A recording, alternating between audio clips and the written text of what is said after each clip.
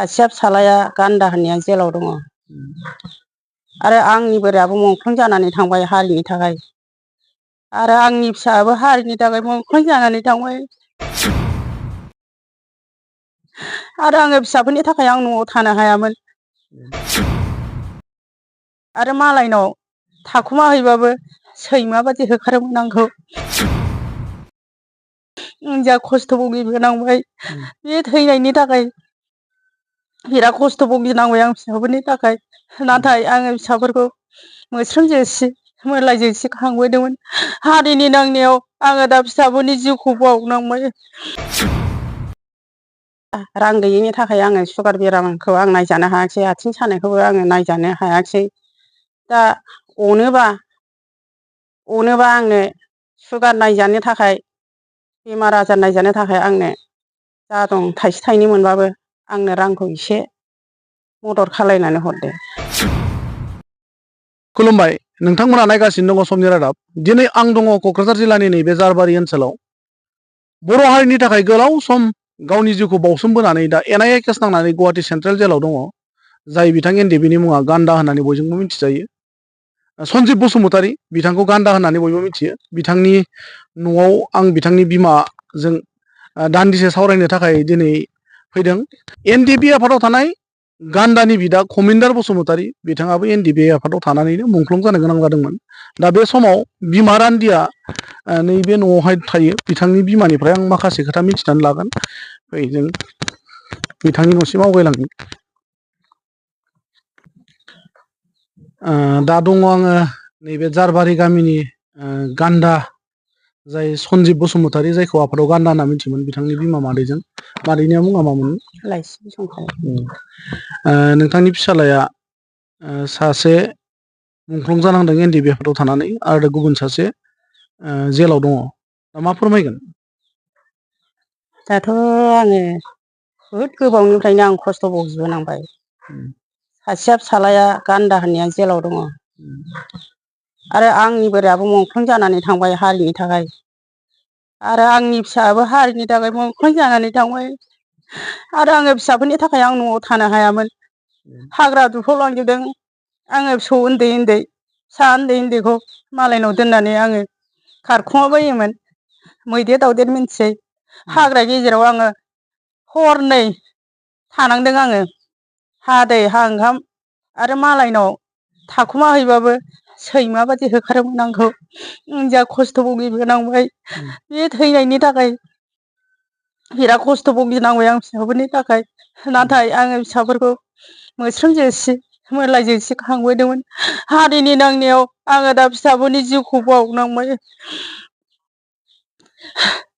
आंनि फिसाफोर दङमोनब्ला आं बिदि जायामोन आं साननायजोंनो फिसाफोरखौ गोसोखांनायजोंनो हर सान उन्दुनो ओंखारा आरो आंहा बेमारि जालांबाय सुगार जालांबाय आथिं हाग्रा जालांबाय आं थाखा फैसा गैयिनि आं मुलि जानो हायाखै MLA फ्रा हारिनि नांनानै थैनायखौ NDBनि न'खरखौ नायथारनांगौमोन मानो नायाखै आं नायजानो लुबैदोंमोन बेसेबां खस्थ' आङो थैनायफोरनिबो थाखा मोनाखै सानै गाहाम मुंख्लं जालांबाय थाखा मोनाखै आंखौ रावबो नायफैयाखै मुंख्लं न'खरखौ रावबो नायफैयाखै उदिसबो लायाखै आं बेसेबां सैमा बादि दानि थांनायाव दहाय बुंबावबाय सासे मानसिया आर्मि पुलिस आजां गाजां डिस्टार्ब खालायहोफैबाय डिस्टार्ब खालायनो मोना एबार डिस्टार्ब खालायनो मोना होननानै बुंबावबाय होनबा बेसेबां बिखा गावथाव आरो आंनि फिसायाबो हाबा जानानै मुंख्लं जालांबाय गथ' सासे थालांबाय आं बेखौ जोनोमनिफ्रायनो आं देरजासे खांनानै फैबाय न'आव बेसेबां गोदाव सोराव आं हा गैया हु गैया बे देहाखौ लानानै आं बेमार आजारखौ लानानै आङो हाजिरा मुजिरा मावनानै जागासिनो दं हाजिराबो एखमबा मोनो एखमबा मोना बिदि जानानै दङ बेसेबां खस्थ'यै सोलिगासिनो दं आं दा बे दुखुनि गेजेराव आङो मोनसे खोथा सोंबावनो नागिरदों सासे फिसालाया मुंख्लं जालांबाय आरो गुबुन सासेया दा जेलाव दङ बे जेलाव खय बोसोर जाहैखो दासिम 9 जाहैबायदां बे 9 बोसोराव मालाबाफोर जेलाव नायफेरदों नामा फिसालाखौ जेलावथ' सिगाङाव आङो थांदोंमोन खेबनै खेबथामा दाथ' आं थांनोनो हायाखिसै थाखा फैसा गैयिनि थाखायनो लेंहरबाय थायो फिसाया बैसागुआव फै नायनो बैसागुआव होननानै दाथ' नायनोनो हाला आङो थाखा फैसा गैयिनि थाखायनो। दा बिथांमोननि केसा माबे थासारियाव दङ मिथिगौ नामा गगोन गयैनो? दाख्लैथ' जोङो मिटिङाव थांदोंमोन प्रमद बर'आ होनदोंमोन आं दासो मिन्थिनो मोन्दों बिसोरनि दासो बुजिनो मोन्दों इनायनि केसखौ होननानै बुंदोंमोन। ओमफ्राय दा आं आखाइयाव लाबाय इनाय नांनायफोरनिखौ साबसे दं बेखौ आं आखाइयाव लाबाय होननानै आरो उकिलबो लाबोफादों उकिलाबो रायज्लायदों। सिगां राभा उकिला माखासे खामानिखौ मावनानै गालांदोंमोन ओमफ्राय दा मावफुंजोबनो हायाखिसै आरो दाखालिबो उकिल लाबोदोंमोन मिटिङाव प्रमद बर'आ। ओमफ्राय दा मावो ना मावा जिखुनु जाया इलेकसन बायनानैसो बे खामानिखौ मावगोन होननानै बुंलांदों। दा नोंथाङा फिसायबो गैला, सानै फिसालानि सासेया मुंख्लं जालांबाय, सासेयाबो जेलाव दङ आरो बेनि अनगायैबो सासे फिसाजो दङमोन बिथाङाबो हाबा जानायनि उनावहाय बै फिसाजोआबो रुंसारि जालांबाय आरो बेनि उन्दै खुदियाखौबो नों खांनांबाय। थारैनो बिमा हिसाबै जोबोद खस्थ' खालामबोबाय। दा आरो लोगोआव दङ नोंना फिसौला सासे दङ। दा नैबे न'खरखौ नों माबोरै सामलायबाय थादों? आंथ' बे न'खरखौ खस्थ' मस्थ'यैबाबो आं सामलायगासिनो दङ। बिबै फिसौ सानैजोंनो सामलायगासिनो जोङो। बे थांनाय 2020 मायथाइनि 27 जानुवारियाव बिटिआर गोजोन गोरोबथा जालांबाय एनडिएफबि, आबसु आरो इउबिपिअजों। दा बे गोरोबथा बादियै मुंख्लं न'खरफोरनो सोरखारा 5 लाख रां अनसुंथाइ होनाय जादों। दा बे अनसुंथाइखौ मोनदोंना मोनाखै? मोनाखै। मा फोरमायनो सानगोन दा? दाथ' जोंनाथ' मुंख्लं जानायानो आंनि बोरायाबो मुंख्लं जालांबाय, आंनि फिसालायाबो मुंख्लं जालांबाय। ओमफ्राय बिनि थाखा फैसाखौथ' आं गरसेबो मोनाखै। दा लिस्टआ सफैजोब्बाय होनदों सोर सोरनि सफैदों कम्पिउटाराव सोबाय होननानै बुंदों जोंथ' मिथिया आरो कम्पिउटारनिफ्राय सोर नायनो आरो नायनोबो होआ दा बिदि जानानै दङ। 2020 मायथाइनि 27 जानुवारियाव बिटिआर गोजोन गोरोबथा जानायनि उनाव एनडिएफबि आफादा सिफायजाबाय। बेनि उनावहाय एक्स एनडिएफबि इउनाइटेड फराम दानाय जादों। दा बिथांमोननि दैदेनगिरिफोरनिफ्राय माब्लाबा नोंनि न'खराव फैनानै खबर लाफैफेरदों नामा? रावबो लाफैयाखै न'खराव।